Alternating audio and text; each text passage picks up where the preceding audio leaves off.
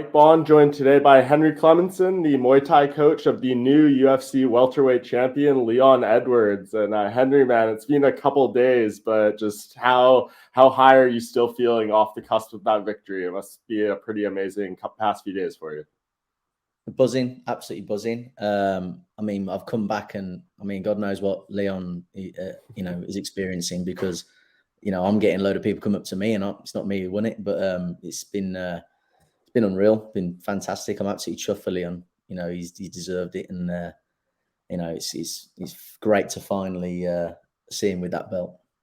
Yeah, and we saw him get that homecoming. I know it was his birthday and everything. Like, have you got to spend much time with him since he's been back, or was it pretty much just, you guys kind of separated after fight night? Yeah, no, I haven't seen him. I've spoken to him via message and so on. But I mean, it's his birthday today as well, and he's going to see his family. So, I've left him alone, and I'm sure he's literally getting dragged from pillar to post with people wanting to see him and so on. So, hopefully he's enjoyed his birthday today, and I'll catch him soon. Yeah, for sure. And obviously, we got to hear a bit from like Dave LaBelle. He's done some interviews, and we kind of know like the corner work he did and everything. But you were obviously there too. You were a huge part of this. Tell us from your perspective, like what was going through your mind while that fight was playing out. Obviously, Leon started really strong in the first round. The second, third, and fourth, he was struggling a bit. And I guess just going into that fifth round, what was kind of your emotions and your feelings on how the fight had been going? To be honest, yeah, I mean, I was starting to get a bit worried, because I could see it, and I could see it quite early on as well. I mean, the first round, great, but the second round, he just came out a little bit, I don't know, he was a bit flat, I thought. And as the rounds progressed, obviously we were getting a little bit more sort of worried. So yeah, to be honest, in the fifth round, and Dave, I think, has already said, we were both looking at each other saying, what's going on? He doesn't seem right, So we were worried. But to be honest, Leon, you don't count him out, and I think he found it from somewhere. Fair play to him. So it was certainly worrying, but true Leon fashion keeps us on our toes. Yeah. So we've been there before with him. Yeah, right. And there's that kind of viral video that like BT put out where, you guys are kind of going over the technique and showing that this is something that you drilled before the fight and knew would be there. Were you surprised that he didn't go to that earlier in the fight? Like, what was, when he kind of pulled that out, is that something that maybe when you guys talked about it, it'd be more effective late in the fight? Like, what was kind of when you game planned that and worked on it, when did you think it would be the most effective to throw that strike? To be honest, it wasn't a technique that I think was there early doors, because, without going into huge details about what we're doing, but there's a lot of strategy. We've drilled a lot of things with that. You can't just go and throw a head kick, especially early doors. It's probably going to be fresh. The reactions are high. So it was a technique that I thought was going to land later on, with some of the work that he'd have done through the fight. Perhaps might have seen him, throw caution to the wind a bit earlier on than he did. But no, it certainly was something that we were strategizing to sort of set up, if you like. Yeah, and when you say, you go to it earlier, obviously, there's the opening, you can leave the takedowns and things like that. And is it kind of, I mean, when you see him throw it and then see Kamaru go down like that, I mean, what's going through your mind in the corner? I'm sure you're just losing it. To be honest, yeah, I don't actually. It was so surreal, the moment, when you're like, because we're going from stressing, about him not quite, being able to perform as we would like him, or as we know he can, and then out of nowhere, the technique landing. All I remember is, I don't actually remember jumping over the cage, but I remember being in there and just thinking, wow, what's happened? So yeah, the emotion was just crazy. It was uncontrollable, to be honest with you. I was so happy, and in such a spectacular fashion, the whole place went mental. It was great, great feeling. Yeah, and I mean, like, obviously we've seen Leon throw that, similar things in other fights. The Bilal Muhammad one probably went the worst it could go with the eye poke happening and everything, and this was like best case.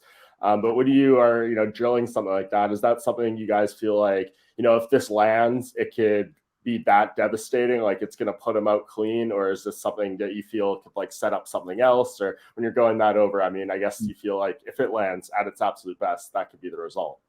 Oh, I had no doubt, to be honest, because I looked at, as all the coaches can be, Fearless and Dave as well. We all watching videos. We're all strategizing. We're all setting up things. And there's other things that went on in the fight that, Camby and Dave, we were working on, and he did do. But that, for me, I was pretty confident that Usman at some point was going to move across away from the punch to that side and leave himself vulnerable. And, I mean, if you're going to be ducking into head kicks, then obviously these things can happen. So, I did think it was definitely a good possibility.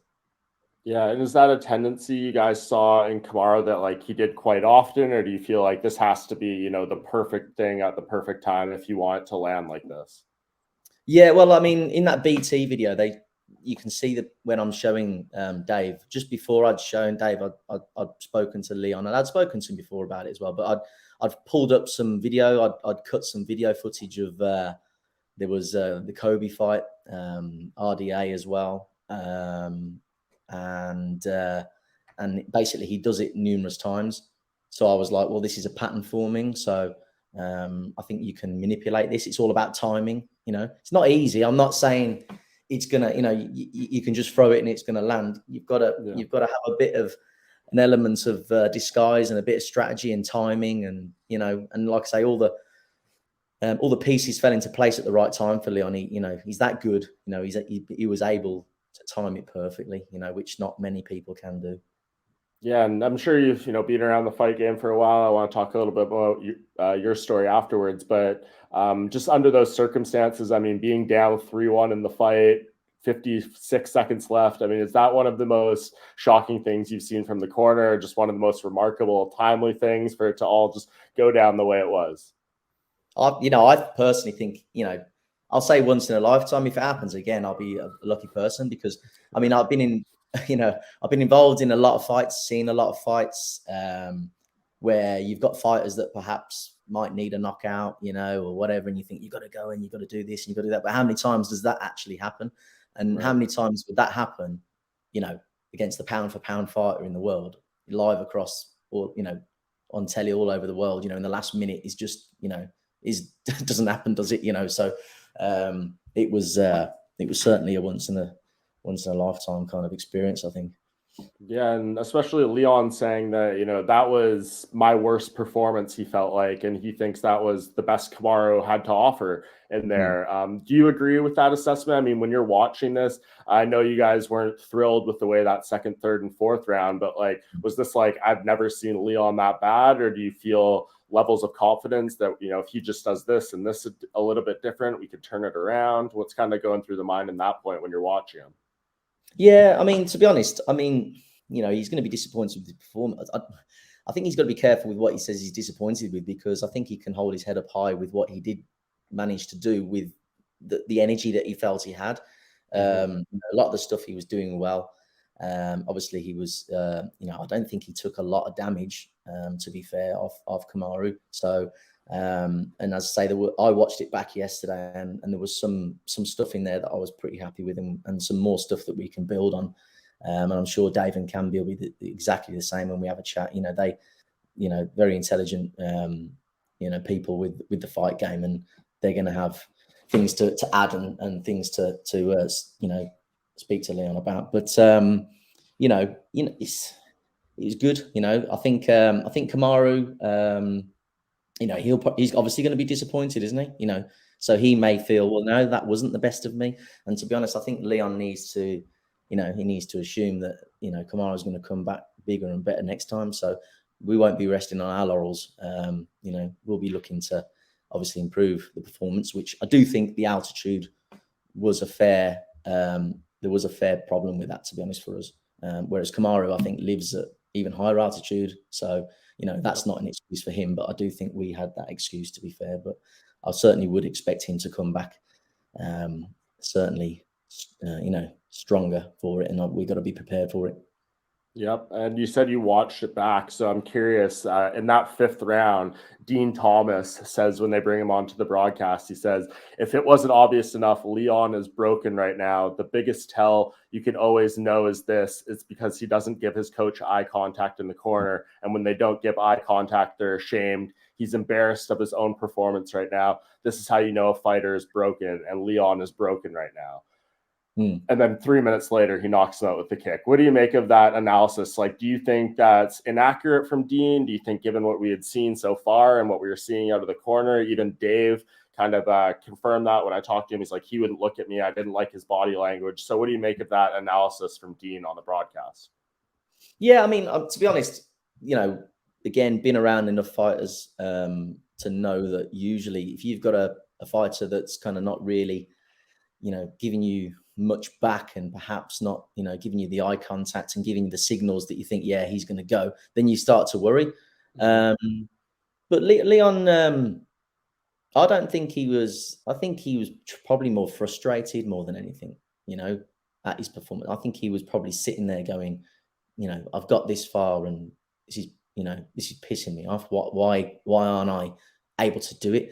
But I think he's that strong a mind that, and he's that cool under pressure. I think he still believed, so perhaps me and Dave were getting stressed and worried and, he wasn't looking at us, but, perhaps the own pig-headedness of him in his own mind, he knew that he had that one shot and he was just going to, bide his time. So I don't know. I'll have to speak to him when I see him, see what he thinks again. But yeah, I don't think he was broken. I don't think he was. How did you meet Leon? When was the first time you met him? There's a kind of as a mutual friend of ours had been saying to Leon, I believe, to come and train with me. So the gym that he used to go to was not really that far from my gym, but it's obviously more predominantly MMA gym. I'm a Muay Thai gym. And I think I'd been doing, successful with my fighters and so on. And the mutual friend had been saying, go and train with him, go and train with Henry. But obviously their gym then shut down. And I think it was just a natural process for him to think, well, okay, I'm going to go and give Henry a go. And it was probably about, I don't know, I think it was about 10 weeks before the Cowboy fight. Okay. And he came and saw me. We did a couple of sessions and he said, do you want to come out for the camp? And I said, yeah. So it was kind of one of those meetings really perhaps by fate, if you like, just happened that gym, became to come to an end, and then he came across. What do you think has been kind of the biggest evolution in him, either as a man or as a fighter or as a striker, or maybe all of the above since you've started working with him? That's a good question. I mean, striking wise, and I think he was already a very good striker, so I'm not going to come across and say, I've taught him, from the beginning. I haven't, I've been there since before Cowboy, so 4 or 5 years. But for Muay Thai, which is my game, why he's come to me, I think technically, he's certainly added a lot to his game, and positioning, strategy, and so on. So yeah, I think he's come on leaps and bounds, and and there's still little things that we can work on. And that's what makes him the elite fighter he is. He doesn't think he knows it all, and he's always learning, always wanting to train. He's a trainer's dream. Mm-hmm. And in the post fight, he said, as far as like a trilogy fight, I'm curious to see how Kamaru is able to come back from this, because it's the first time he's been knocked out. It was a really bad one. He said it. Dave said it when I spoke to him, like that. A knockout like that can change you. Do you agree with that? And I mean, obviously, you don't want to go in there into a third fight thinking, Kamaru's chin is not going to be what it was or whatever. You have to take him for the highest level he can. But like, do you agree with this kind of narrative of he could be a different guy after this? 100%. I mean, we as human beings and males as well, alpha males, I suppose, if you like, people like Kamaru, you think you're invincible, and when something like that happens, it can, it can certainly a little seed of doubt in there, to perhaps be a little bit more risk averse, maybe a little bit less confident. That's natural. I don't think that's you know, a criticism of anyone, because it can happen to anyone. So, you know, first and foremost, I hope that he's healthy and well, and you know, speedy recovery and so on. I hope he's okay. But as I say, you know, that kind of thing it's happened many a time. There's been some really top fighters, and that happens. You know, they haven't come back the same. So I'm not saying he will, but you know, it's certainly a big factor. Yeah, and I'm sure you guys feel like, you know, that's a mental edge you may bring into a third fight with him if that goes down. And I mean, when you look at the performance compared to how you game plan for maybe like your perfect night, whatever that may have looked like, do you feel like there's still a lot left on the table for Leon that he didn't execute, whether it was, you know, striking wise or game plan wise, that going into a third fight, you feel like you still have in the back pocket? 100%. Yeah. I mean, there's things that that he did, but perhaps didn't do, you know, enough or as well. And then there's some things that, you know, he didn't put in, which when I've watched the fight, I'm even more confident will work. Obviously, I'm not going to go into those things, but Of course. you know, and I'm sure, and in fact, I know Camby and Dave, you know, they'll be all over it, and they've got things as well, you know. So, you know, Dave's already said this is a real team, and it's not just me, Camby and Dave. He's got other people like, you know, his brother Fabian and Yannick, who was in the corner. These guys, you know, very intelligent people, and everyone, you know, and he takes it on board. But and he'll have his own ideas. Leon's a very intelligent fighter, so. I know I'm confident. There's other things and there's stuff to build on. So we've got more in the tank. Yeah, and all signs point to this third fight, you know, happening next. But is that what you think makes the most sense for Leon? I mean, I know he has a manager and things like that that deal with this ultimately, but for him personally, do you want to do this fight again? You know, there's obviously like Hamzat Chimaev and Jorge Masvidal and Colby Covington all hanging out there. Do any of those appeal to you more? Yeah, I mean, I to be honest, I keep myself out of that, but just literally, I will whoever's put in front of me, you know, in front of him, I will work towards that. I mean, I suppose what I would say is Kamaru, you know, great champion, you know, if he's ready, and you know, the UFC and his manager and so on want it, but then fair enough. I think he probably does deserve he does deserve his first crack, but whether that is or what, I don't know, and you know, we'll just see what happens really with that. Yeah, you never know how the health is going to be. And then it seems like it wants to be, you know, they want it to be in the UK, maybe Wembley, maybe a, you know, slightly smaller venue somewhere else. I know they've been pitching Birmingham and stuff. What do you think that moment would be like for Leon and for all you guys to, you know, walk out to a stadium for a fight like this? I mean, I know Leon, he's worked so hard to get here. He deserves a moment like that. But to experience that with him, what do you think that'll be like? Phenomenal. Yeah, I think it'd be brilliant. I mean, you know, I hope the stars align and we do end up somewhere like Wembley, because, you know, I mean, the O2 sells out in I don't know how many minutes. So Wembley will sell out. I've got no doubt about that. Somewhere like the size of Wembley, and you know, I mean, remembering back to the Gunner fight in Wembley, where, you know, the fans are a bit, you know, they're on his back a little bit, which I think was really unfair. I think the complete opposite this time. He comes to Wembley. I tell you what, I think the crowd will go absolutely crazy for him, and deservedly so. So I think that would be a real nice touch, to be honest. Yeah, and one of the last things I wanted to ask you here is just maybe if you could kind of sum up like Leon's spirit and the heart and everything he's been through. I think John Anik said it really well. It was like perfect timing, like 5 seconds before the knockout. You know, Joe Rogan and Daniel Cormier are talking about how he's resigned himself to losing a decision, and that would be a moral victory. And then John Anik says, you know, that is not the cloth from which he is cut. That you know, Leon doesn't have that in him. And for him to pull off that kick, you know, in that moment, all that perseverance, all his personal story, and you know, the canceled fights and just everything he's been through in the past few years. I mean, can you kind of sum up what that shows about Leon Edwards? Yeah, I mean, you don't get many people, I think, with that kind of mental strength, you know, and that's not something you probably can really sort of train either. You know, you might be able to improve a little bit, but to have that innate ability and that belief and that drive, and when it gets so tough as well, you know, when you're really in the trenches, to be able to do something like that is rare, you know. So yeah, I think that sums him up really. Is you know, he's that rare person really that can do all of that. You know, got the ability, the mental strength, the belief, the drive, the passion, you know, the consistency. You know, that's something that you're not going to get very often. Yeah. And I mean, have you experienced a moment like that where you've, practiced something and drilled something and strategized something and then it gets executed so perfectly? I'm sure, as you said, once in a lifetime, you can't probably compare the circumstances, anything like that. But to see your work in the gym translate so well in a moment to such a devastating effect. I mean, have you had something like that come together so perfectly before?